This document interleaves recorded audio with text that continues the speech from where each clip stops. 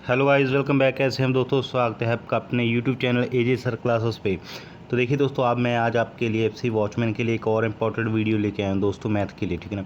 Math के कुछ important questions हैं दोस्तों, जो कि आपके एफसी वॉचमैन के एग्ज़ाम के लिए बहुत ज़्यादा इंपॉर्टेंट रहने वाले हैं दोस्तों। ठीक है ना। अगर आप दोस्तों एग्ज़ाम के लिए सीरियस हैं दोस्तों, सीरियस से होकर तैयारी करें एग्ज़ाम के लिए, एग्ज़ाम को क्रैक करना चाहते हैं दोस्तों, तो इस वीडियो को लास्ट तक बने रहें दोस्तों। ठीक है ना। बीच में वीडियो को छोड़कर मत जाएं दोस्तों, वीडियो को कंप्लीट देखें दोस्तों। ठीक है ना। आपके एग्ज़ाम के पॉइंट ऑफ व्यू से रिलेटेड दोस्तों मैंने ये वीडियो बनाई है। ठीक है दोस्तों। और जो मैथ का जो लेवल है दोस्तों, इस टाइप के क्वेश्चन का ले रहने वाला है दोस्तों। ठीक है ना।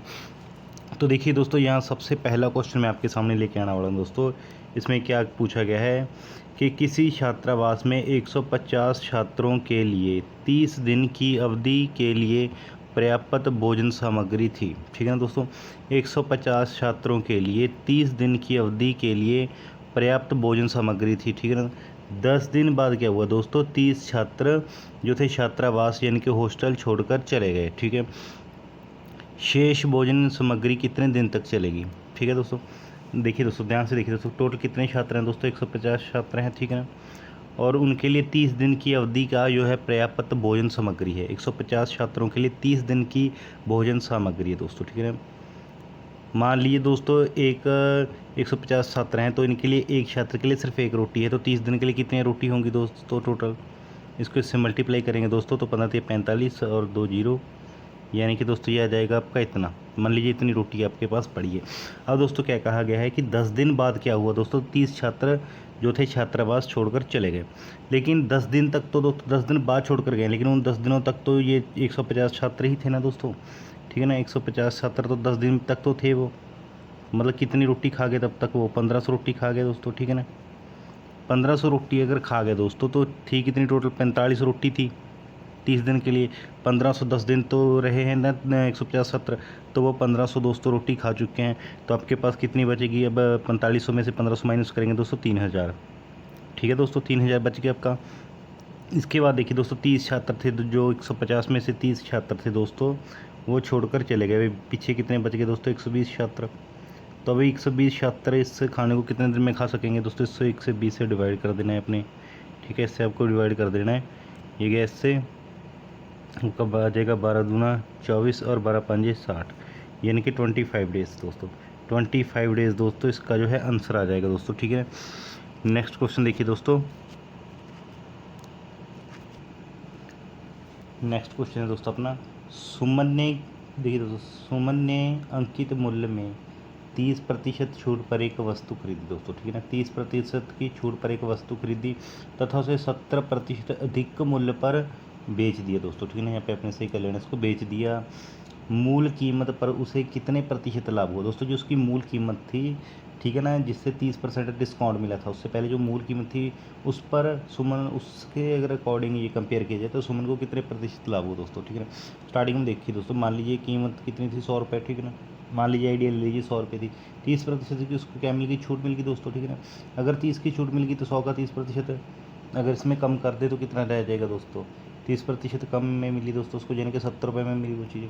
अब क्या कह रहा है, 70 रुपये की वही चीज़ उसने 70% ज़्यादा में बेच दी दोस्तों। ठीक है ना। ठीक है। 70 रुपये की वो चीज़ खरीद कर उसको 70% अधिक में बेच दिया दोस्तों। ठीक है ना। इसका 70% आप निकाल लेंगे। ठीक है दोस्तों, इसको आप कट कर देंगे तो ये आएगा 49 दोस्तों, यानी कि 49 रुपये ज़्यादा में बेच दिया। 70 की खरीद के उसने 70 की खरीदा और 49 रुपये ज़्यादा में बेचा, यानी कि कितने में बेचा, 9 7 4 11 119 है, 119 रुपये में बेचा 70 की खरीद कर। तो अब उसमें पूछा गया है कि मूल कीमत से, यहाँ से देखिए दोस्तों, ठीक है, ध्यान से देखिए दोस्तों, कि मूल कीमत पर उसे कितना प्रतिशत लाभ, मूल कीमत कितनी थी दोस्तों, ये थी मूल कीमत 100 रुपये। अब 100 रुपये की खरीदी हुई चीज़ उसने कितने में बेची, 119 में बेची, तो उसको लाभ कितना होगा दोस्तों, 19% का दोस्तों। ठीक है ना। नेक्स्ट देखिए दोस्तों, नेक्स्ट क्वेश्चन है अपना, एक थैली में 25 पैसे, ठीक है दोस्तों, ध्यान से देखिए, एक थैली में 25 पैसे, 10 पैसे और 5 पैसे के सिक्के हैं। ठीक है। उनका जिनका कुल योग 30 रुपये है दोस्तों। ठीक है ना।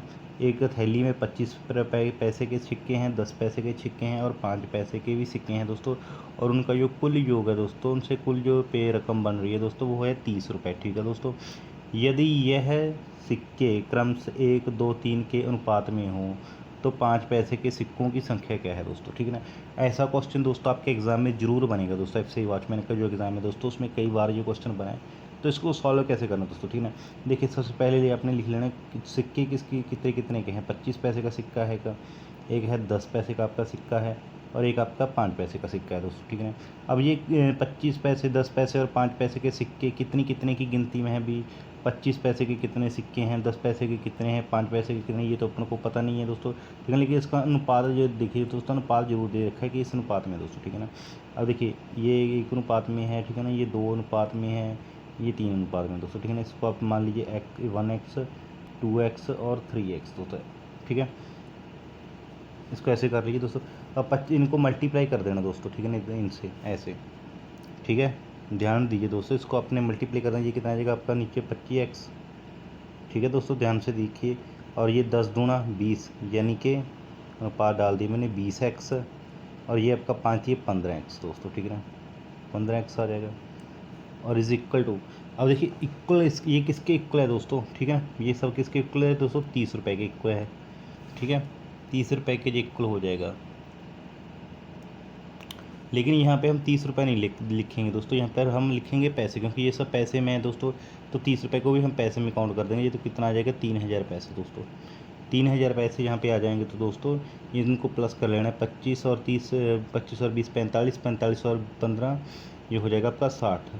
60 is equal to 60x is equal to आपको आ जाएगा 3000 रुपये दोस्तों। जब आप इसको कट कर दोगे दोस्तों, 60 को इससे कट करोगे, 60 पंजे 30 50, ठीक है दोस्तों, 50 निकल के आ जाएगा दोस्तों। यानी कि x की वैल्यू आपकी कितनी निकल के आएगी 50, ठीक है दोस्तों। हमने पता क्या करना है दोस्तों, 5 पैसे के सिक्कों की संख्या कितनी है। तो दोस्तों x की वैल्यू 50 निकल के आएगी। अब 5 पैसे के सिक्कों की संख्या कितनी है, ये है संख्या, क्योंकि संख्या अनुपात में दे रखी थी ना, तो हमने इसको मल्टीप्लाई करा, हमारी मतलब पॉइंट्स में इतनी आ रही है दोस्तों, ठीक है ना। 3x यूनिट में बोल सकते हैं दोस्तों, यूनिट में 3x आ रही है, ये 5 पैसों की संख्या। अब इस x की वैल्यू को जब हम यहाँ पे रखेंगे तो 5 पैसे की वैल्यू निकल के आ जाएगी दोस्तों। x की जगह पे हम रख देंगे x की वैल्यू 50, और इसको मल्टीप्लाई कर देंगे, यानी कि 150 इसका आंसर आ जाएगा दोस्तों, ठीक है ना। 150 क्या आ गया दोस्तों, जो आपके 5 पैसे हैं, उन 5 पैसे के सिक्के हैं उनकी संख्या आ जाएगी दोस्तों। यानी कि उस थैली में 5 पैसे के 150 सिक्के हैं दोस्तों, ठीक है। आई होप दोस्तों आपको ये क्लियर हुआ होगा दोस्तों। नेक्स्ट देखिए दोस्तों, 4th क्वेश्चन है दोस्तों अपना, इससे ध्यान से देखिए दोस्तों, मैं आपको कोई भी फार्मूला यहाँ पे नहीं रटाने वाला दोस्तों, ठीक है ना। कोई भी XYZ वाला फार्मूला मैं आपको नहीं रटाने वाला दोस्तों। मैं सिंपल फंडे से मैं आपको बताने वाला हूँ कि क्वेश्चन कैसे करना है दोस्तों, ठीक है ना। तो यहाँ पे देखिए दोस्तों, यहाँ पे क्या कहा गया है, 4 वर्ष पहले जब शादी हुई थी तब पति और पत्नी की आयु, ठीक है ना, पति और पत्नी की औसत आयु 20 वर्ष थी दोस्तों, ठीक है ना।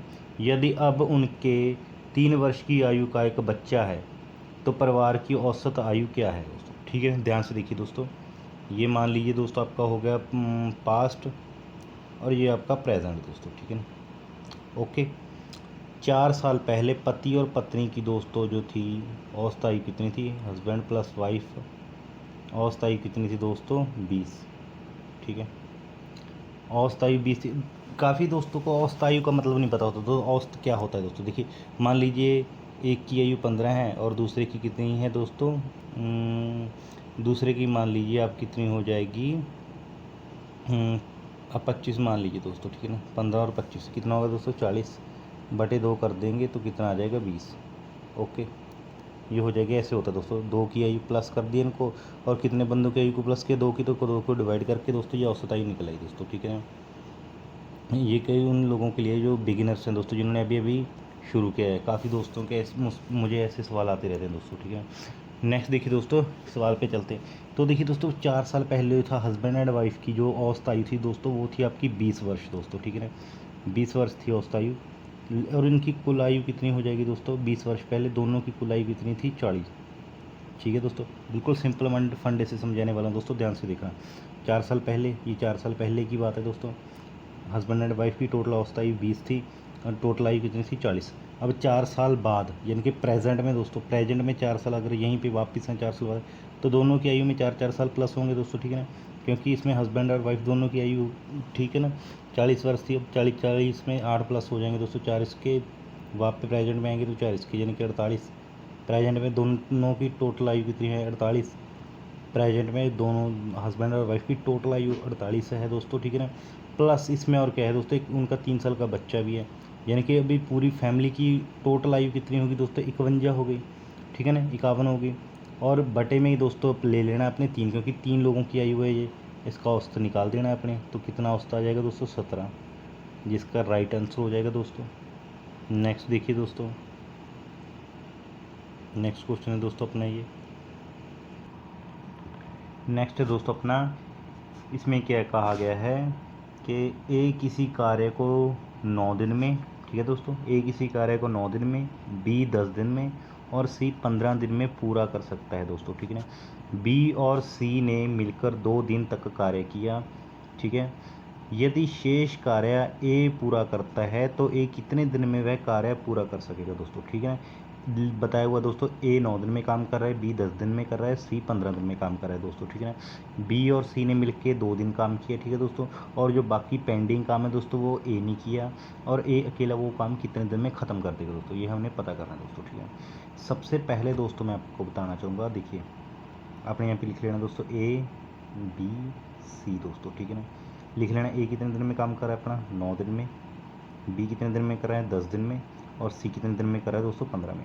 दोस्तों मेरी लास्ट वीडियोस जो भी मैं मैथ की वीडियोस डाली हूँ दोस्तों, आप उसमें जाकर देखिए दोस्तों, स्टार्टिंग वीडियोस है एफसी वॉचमैन की पहली क्लास लिख के दोस्तों मैंने एक वीडियो डाली थी दोस्तों, उसमें पूरी इंट्रोडक्शन दे रखी है दोस्तों, कैसे कैसे अपने करना है, टाइम एंड वर्क पे भी मैंने वीडियो डाली है दोस्तों, अच्छे से दोस्तों आप कर सकते हैं दोस्तों, ठीक है ना। वहाँ पे अगर आपको नहीं समझ लगा कुछ भी पहले से, ठीक है ना, कुछ क्लियर नहीं है, तो मेरी पुरानी वीडियोज़ दोस्तों मैथ की आप जाके देख सकते हैं दोस्तों, ठीक है ना।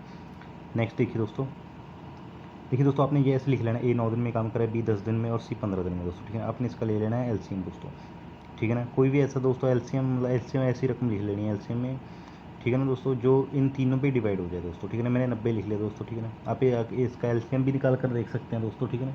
मैंने 90 लिख लिया दोस्तों, ठीक है ना, क्योंकि 90 9 से भी कटेगा, 10 से भी कटेगा और 15 से भी कटेगा दोस्तों, ठीक है ना। तो दोस्तों एक्चुअली जो 90 है दोस्तों, इसका टोटल वर्क आ गया दोस्तों, ठीक है ना। इसका एलसीएम जो मैंने लिया है दोस्तों 90, ये इसका टोटल वर्क आ गया दोस्तों, ठीक है ना। अब ये टोटल वर्क है, मान लीजिए ईंटें लगानी है दोस्तों, ठीक है ना, 90 ईंट्स लगानी है दोस्तों, ठीक है ना। ए 9 दिन में ईंट लगा रहा है दोस्तों 90, तो यानी कि एक दिन में कितनी ईंटें लगाएगा दोस्तों 9 दहा 90, ठीक है। 9 दाहे 90 होता है ना दोस्तों, 9 को 10 से मल्टीप्लाई करेंगे 90, यानी कि ए जो ए है एक दिन में 10 ईंटें लगा रहा है, ताकि वो इसीलिए वो 9 दिन में काम कंप्लीट कर रहे हैं। अब जो दोस्तों बी है, बी कितने दिन में काम कंप्लीट कर रहा है दोस्तों 10 दिन में, यानी कि एक दिन में वो 9 ईंटें लगा रहा है दोस्तों, ठीक है ना। उसके अलावा बाद दोस्तों सी कितने दिन में काम कंप्लीट कर रहा है 15 दिन में, ठीक है ना, यानी कि वो सिर्फ 6 ईंटें ही लगा रहा है दोस्तों एक दिन में, ठीक है ना दोस्तों। ऐसे आपने काम करना दोस्तों, ठीक है।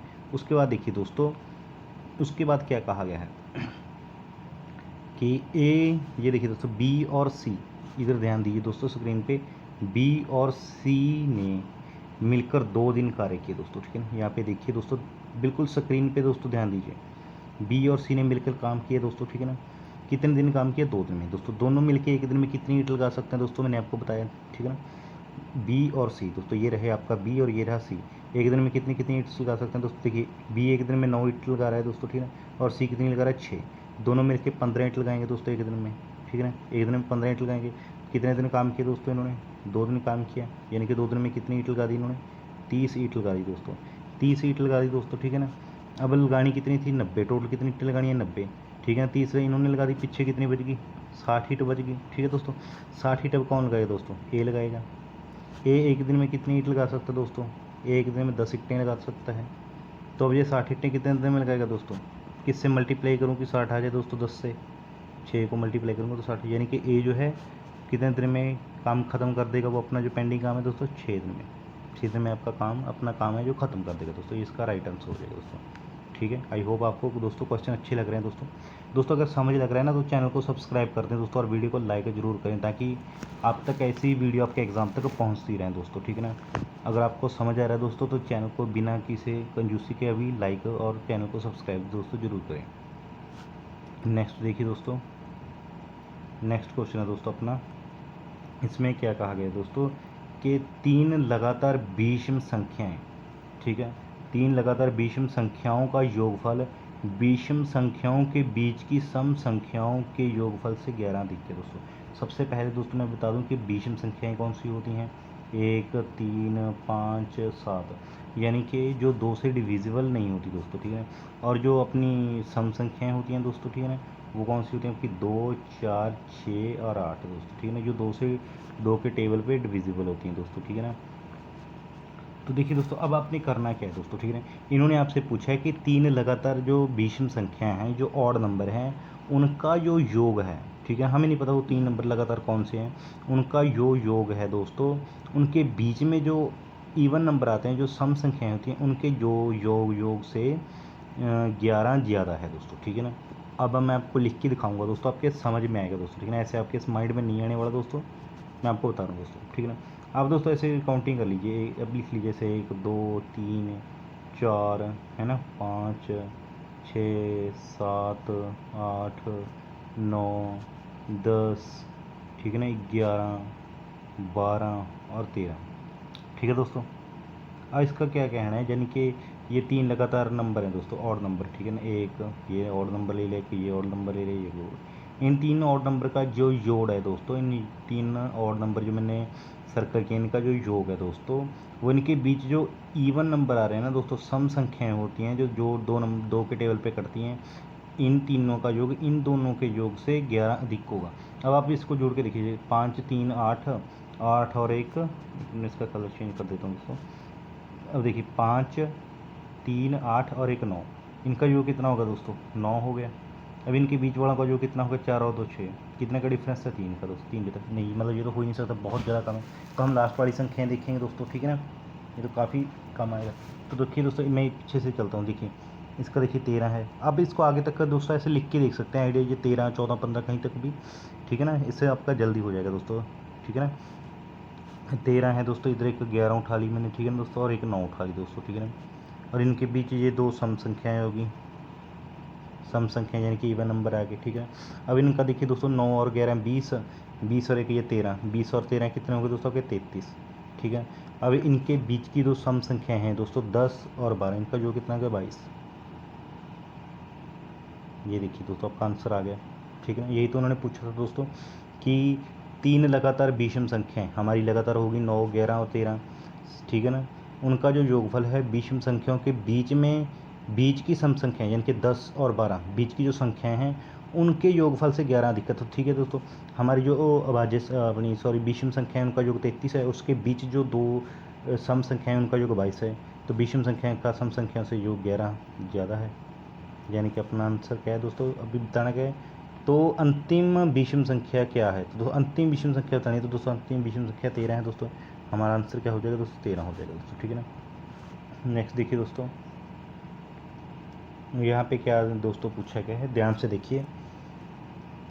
2 संख्याओं में 14:15 का अनुपात है दोस्तों, ठीक है ना। 2 संख्याओं में 14:15 के अनुपात में है दोस्तों, ठीक है ना। यदि उनका लघुत्तम समावर्तक 420 हो तो वह संख्याएं क्या हैं दोस्तों, ठीक है ना। ध्यान से देखिए दोस्तों, लघुत्तम समावर्तक क्या होता है दोस्तों, एक प्रकार इनका गुणा ही होता है दोस्तों, ठीक है ना। 4x या 15 गुणा 14x गुणा 15x, एक्स मैंने इसलिए लगाया दोस्तों क्योंकि ये अनुपात में है, ये एग्जैक्ट नहीं है दोस्तों, ठीक है। अनुपात कैसे होता है दोस्तों, जैसे मैंने लिख लिया, मैंने यहाँ पे लिख लिया 6 और 2, ठीक है ना, 6 और 2 लिख लिया मैंने, 2 संख्या में है 6 और 2, इनका अनुपात क्या हो जाएगा दोस्तों, 2 एकम 2, 2 तिया 6, ये 3 अनुपात 1 क्या होगा, इन 2 संख्याओं का अनुपात होगा दोस्तों, ठीक है ना। ये होता है अनुपात दोस्तों। जो बिगिनर्स हैं दोस्तों, जिन्होंने अभी अभी शुरू किया है दोस्तों कंपटीशन की तैयारी शुरू करना, जिनका मैथ वीक है, उनके लिए मैं ये बता रहा हूँ दोस्तों, ठीक है ना। जो तो कंटिन्यू दोस्तों तैयारी करें उनके लिए तो ये नॉर्मल है, समझ लग जाएगा दोस्तों, ठीक है ना। तो देखिए दोस्तों, इसका क्या है, लघुत्तम समवर्तक जो क्या होता है दोस्तों, इन 2 संख्याओं का जो गुण जो होता है दोस्तों, उसको ही लघुत्तम समवर्तक हम बोल सकते हैं दोस्तों, ठीक है ना। अब देखिए दोस्तों, इसके इज इक्वल टू क्या आ जाएगा, 420, ठीक है दोस्तों। अब इसको काट दीजिए दोस्तों, 14 एकम 14, 14 दूना 28, 14 तिया 42, 30 आ गया दोस्तों। अब इसको इससे काट दो, 15 दूना 30, एक्स की वैल्यू निकल के आ गई दोस्तों 2, ठीक है दोस्तों। अभी जो एक्स की वैल्यू है दोस्तों, ये कितनी निकल के आ जाएगी आपकी, 2, ठीक है दोस्तों। अब आपको क्या करना है दोस्तों, अपने इसमें आपने बताना क्या है, तो संख्याएं क्या हैं दोस्तों, ठीक है ना। यहाँ उसमें क्वेश्चन में पूछा गया संख्याएं क्या है, तो बता देनी है दोस्तों। एक्स की वैल्यू तो 2 निकल के आ ही गई है दोस्तों। अब ये 2 है जो एक्स की जगह भर देनी है दोस्तों। एक्स की जगह क्या आ जाएगा 14 गुणा 2, और इधर क्या है आपका 15, एक्स की जगह 15 गुणा 2 आ जाएगा दोस्तों। यानी कि आपकी संख्याएँ क्या आएगी 14 दूना 28 और 15 दूना 30। ये आपकी संख्याएँ दोस्तों, आंसर आ जाएगा दोस्तों, ठीक है दोस्तों। अगर आपको क्वेश्चन समझ लग रहे हैं, हमारा मेरा पढ़ाया हुआ अच्छा लग रहा है दोस्तों, तो चैनल को जरूर सब्सक्राइब कर देना दोस्तों, ठीक है ना, और वीडियो को लाइक कर देना, ठीक है। नेक्स्ट के देखिए दोस्तों, नेक्स्ट क्वेश्चन देखिए अपना ध्यान से। नेक्स्ट देखिए दोस्तों, यहाँ पे क्या बताया गया है, यहाँ पे बताया गया है कि किसी संख्या के 2/3 का, 3/5 का, 1/8 भाग 268 है, तो उस संख्या का 30% कितना होगा दोस्तों, ठीक है ना। कोई संख्या है दोस्तों, उसका 2/3 का, 3/5 का, 1/8 भाग इतना है, तो उसका 30% बताना है। सबसे पहले दोस्तों वो संख्या पता करनी पड़ेगी दोस्तों, ठीक है। यहाँ पे अपन लिख लेना दोस्तों एक्स गुणा उसका पहले 2/3, फिर उसका क्या लिख देना है 3/5, ठीक है दोस्तों। फिर उसका क्या लिख देना है 1/8 भाग कितना है ये 268.5 है, ठीक है। अब इसको काट देंगे दोस्तों, ठीक है ना, जो कट रहा है उसको काट देंगे। 3 से 3 गया दोस्तों, ठीक है ना। ये 2 से गया 4 बार दोस्तों, ठीक है ना। कितना आ जाएगा आपका 5 का 1/20 आ जाएगा दोस्तों आपका, ठीक है ना। या फिर इसको लिख सकते हैं x/20, ठीक है। इसके इक्वल में आ जाएगा दोस्तों 268.5।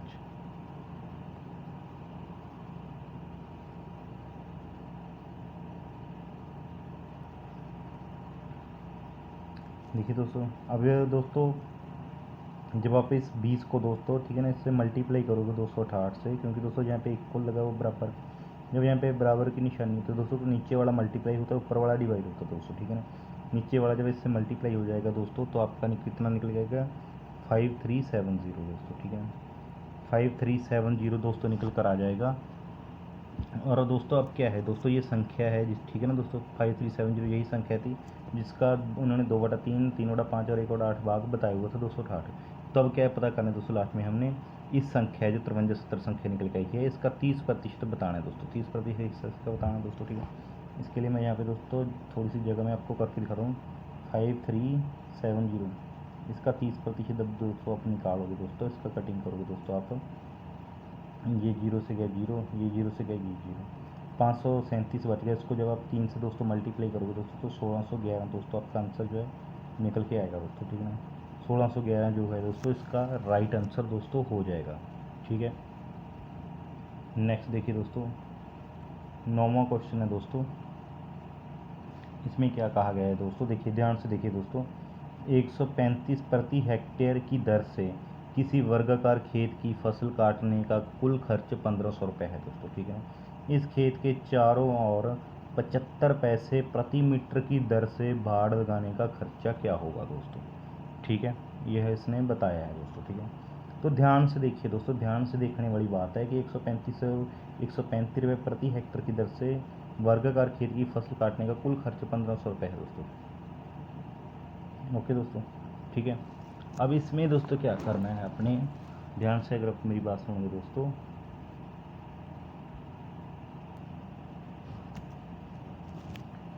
यहाँ पे आपने क्या करना है 1500 जो है इसका टोटल खर्चा, ठीक है ना, कितने रुपये की दर से है दोस्तों 135 रुपये प्रति हेक्टर की दर से। जब आप इसको काटोगे ना दोस्तों इससे, तो निकल के आ जाएगी खेत कितने एकड़ का है, हेक्टेयर का है दोस्तों, ठीक है ना। 9 निकल के आ जाएगा, 9 हेक्टेयर का दोस्तों खेत है, ओके। अब दोस्तों क्या पूछा है कि खेत के चारों ओर 75 पैसे वर्ग मीटर, ठीक है ना, 75 पैसे प्रति मीटर की दर से भाड़ लगाने का खर्चा क्या है दोस्तों, ठीक है। खेत किस आकार का दोस्तों, वर्गाकार खेत, वर्गाकार आकार का, ठीक है दोस्तों, ठीक है। यहाँ पे ध्यान देखिए दोस्तों, जो बाड़ लगाने का खर्चा दोस्तों उन्होंने बोला है 75 पैसे प्रति मीटर के हिसाब से आएगा दोस्तों, ठीक है ना। तो यहाँ पे है हेक्टेयर के हिसाब से दोस्तों, लेकिन हमने मीटर में इसको खर्चा बताना है दोस्तों, ठीक है। तो 1 हेक्टेयर में दोस्तों मैं आपको बताना चाहूँगा कि 10,000 मीटर होते हैं दोस्तों, ठीक है। 1 हेक्टेयर में दोस्तों आपके जो होते हैं 10,000 मीटर होते हैं दोस्तों, ठीक है। 10,000 मीटर होते हैं दोस्तों। तो 9 हेक्टेयर में कितने हो जाएंगे दोस्तों आपके 9 गुणा 10,000 यानी कि आपके 90,000 मीटर दोस्तों, ठीक है, 90,000 मीटर हो जाएंगे दोस्तों, ठीक है ना। अगर ये जी दोस्तों इस 90,000 मीटर है दोस्तों, अगर इसका दोस्तों अगर हम कैपेसिटी निकालें दोस्तों, ठीक है ना, टोटल खेल कितने का है, 90,000 हेक्टेयर, ठीक है ना दोस्तों। ये दोस्तों इसका क्षेत्रफल भी है दोस्तों, ठीक है ना, 90,000 हेक्टेयर जो है दोस्तों, सॉरी 90,000 जो मीटर मैंने निकाला दोस्तों, ये इसका क्षेत्रफल ही है दोस्तों, ठीक है ना, इस खेत का। अब दोस्तों अगर इसका दोस्तों ये देखिए ध्यान से देखिए, जो स्क्वायर है, ये इसका जो क्षेत्रफल है वो टोटल 90,000 मीटर का है दोस्तों, ठीक है ना, क्षेत्रफल पूरा स्क्वायर का जो पूरा जो क्षेत्रफल है दोस्तों, ये 90,000 मीटर का है दोस्तों। अब आपने क्या करना है दोस्तों, इसका क्या निकालना है, चारों ओर का खर्चा निकालना है बाढ़ लगाने का। चारों ओर का यानी कि दोस्तों ये वाला हिस्सा मैं आपको डार्क कलर से लिख रहा हूँ, ये वाला हिस्सा यानी कि दोस्तों इसका परिमाप आपने निकालना है दोस्तों, ठीक है। ये वाला हिस्सा बाढ़ लगाने का खर्चा, ये तो 90,000 का क्षेत्रफल आ गया दोस्तों। अब इसका जो परिमाप है दोस्तों, उसका खर्चा निकालना है दोस्तों। दोस्तों दिमाग कंफ्यूज करने वाला नहीं है, क्वेश्चन बिल्कुल सिंपल क्वेश्चन है, थोड़ा सा ध्यान दीजिए, ठीक है दोस्तों। देखिए आपने क्या करना दोस्तों, इसकी सभी आपको पता है कि जो वर्ग होता है उसकी सभी भुजाएं समान होती है दोस्तों। जो भुजा ये है, मान लो ये 2 है तो ये भी 2 होगी, ये भी 2 होगी, ये भी 2 होगी, ये 5 है तो ये भी 5, ये भी 5, ठीक है ना दोस्तों, समझ गए ना आप। अब इसका पूरा क्षेत्र वर्ग का क्षेत्रफल कैसे निकालते हैं दोस्तों, भुजा का स्क्वायर, कोई भी भुजा होती है दोस्तों, मान ली भुजा ये तो ये का स्क्वायर, इसका क्षेत्रफल होता है दोस्तों, ठीक है। तो अब ये 90,000 है दोस्तों, ठीक है ना, तो इसका क्षेत्रफल कितना हो जाएगा दोस्तों, 90,000 दोस्तों है तो इसका क्षेत्रफल कितना होगा, ठीक है ना दोस्तों। इसका जो क्षेत्रफल हो जाएगा दोस्तों, कितना निकालेंगे आप, इसकी मतलब इस क्षेत्रफल की एक भुजा कितनी निकालेंगे दोस्तों, आपकी साइड वाली, इस वर्ग की एक साइड वाली भुजा कितनी निकालेंगे दोस्तों, ठीक है ना। जब इसकी एक वर्ग लेंगे दोस्तों, तो इसकी एक जो भुजा निकल के कितनी आ जाएगी दोस्तों, वो आ जाएगी आपकी 300 दोस्तों, 300 एक भुजा निकल के आ जाएगी दोस्तों, इस वर्ग की एक साइड वाली भुजा निकल के आ जाएगी 300, ठीक है ना। अब इसकी चारों ओर दोस्तों आपने क्या करना है, बाढ़ लगानी है दोस्तों। एक साइड की अगर 300 है तो ये भी 300 हो जाएगी, ये भी 300 हो गई दोस्तों, ठीक है ना, और ये भी 300 होगी, यानी कि कितना होगा, 3 3 6 9 1200, टोटल कितना होगा दोस्तों, यहाँ पे मैं कर रहा हूँ दोस्तों, टोटल आपका 1200 रुपये, सॉरी 1200 मीटर होगा दोस्तों, ठीक है ना। इसका खर्चा कितना है, 1 मीटर का 75 पैसे प्रति मीटर है, तो आपने 1200 को 75 से क्या कर देना दोस्तों, मल्टीप्लाई कर देना दोस्तों, ठीक है ना। 1200 गुणे 75, ठीक है दोस्तों, 1200 गुणे 75 हो गया। तो इसका जो 1200 को जब 75 से मल्टीप्लाई करोगे दोस्तों, तो जो आपका दोस्तों जो आंसर है दोस्तों, वो आपके सामने निकल के आएगा, ठीक है ना दोस्तों। अब इसको मल्टीप्लाई दोस्तों आप करके देखिए, अपने कॉपी पेन पे दोस्तों इसको सॉल्व करके देखिए। देखिए दोस्तों जब आप इसको सॉल्व करेंगे दोस्तों, तो आपका जो है 900 मीटर दोस्तों आंसर निकल के आ जाएगा, यानी कि टोटल खर्चा, सॉरी 900 रुपये दोस्तों इसका टोटल खर्चा निकल के आ जाएगा दोस्तों, 75 पैसे मीटर के हिसाब से, ठीक है। नेक्स्ट देखिए दोस्तों, नेक्स्ट क्वेश्चन देखिए दोस्तों अपना, इसमें क्या कहा गया है कि कक्षा एक्स, ठीक है ना दोस्तों, कक्षा एक्स के सेक्शन ए के 32 लड़कों के अंकों का औसत 60 है दोस्तों, ठीक है ना, जबकि कक्षा एक्स के अनुभाग यानी कि सेक्शन बी के लड़कों का अंकों का औसत 33 है। दोनों सेक्शन को मिलाने पर अंकों का औसत क्या होगा दोस्तों, ठीक है ना। सबसे पहले टोटल अंक निकाल लेते हैं दोस्तों। पहले सेक्शन में क्या था, 32 थे दोस्तों, ए सेक्शन में 32 लड़के हैं और उनके अंकों का औसत कितने, 60, तो इसका टोटल जो हो जाएगा दोस्तों, उसको मल्टी टोटल 1920 अंक हो जाएंगे इनके टोटल, ठीक है। उसके बाद नेक्स्ट है दोस्तों, सेक्शन बी में कितने हैं, 40 लड़के हैं, अंकों का औसत 33 है, मल्टीप्लाई करेंगे दोस्तों तो इसका कितना निकल के आ जाएगा, 1320, ये इनके भी टोटल अंक आ गए दोस्तों। अब दोनों सेक्शनों के टोटल अंक निकाल लेने हैं दोस्तों, कितने आ जाएंगे आपके, 3240, ठीक है दोस्तों। टोटल औसत अंक दोनों सेक्शन के दोस्तों हो गए 3240। अब दोनों सेक्शन में टोटल कितने स्टूडेंट्स हैं दोस्तों, 72, नीचे 72 का डिवाइड दे देंगे दोस्तों हम, ठीक है दोस्तों, 72 का आप डिवाइड दे देंगे दोस्तों, तो आपका जो क्वेश्चन का सवाल है दोनों सेक्शनों को मिलाने पर अंकों का औसत, तो वो निकल के आ जाएगा दोस्तों आपका 45 इज़ द राइट आंसर दोस्तों, ठीक है। ये टॉप 10 क्वेश्चन दोस्तों मैंने आपके लिए करवाए हैं, जो कि आपके FC वॉचमैन चाहे वो हरियाणा है या पंजाब है, उसके लिए बहुत ज़्यादा इंपॉर्टेंट रहने वाले हैं दोस्तों, ठीक है ना।